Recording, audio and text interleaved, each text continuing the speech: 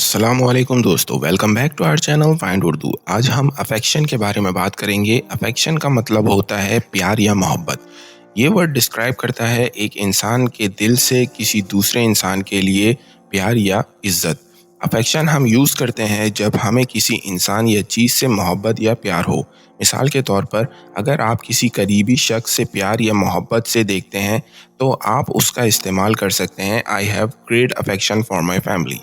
दूसरी मिसाल, अगर कोई शख्स अपने जानवरों से प्यार करता है तो उसका भी अफेक्शन है उनके लिए। आप कुछ सेंटेंसेस के ज़रिए इसको समझते हैं।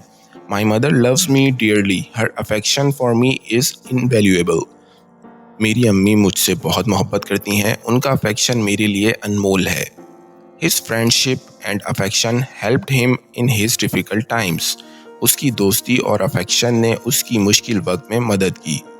अफेक्शन एक ऐसा एहसास है जो हमारे रिश्तों में प्यार और मोहब्बत का इजहार करता है।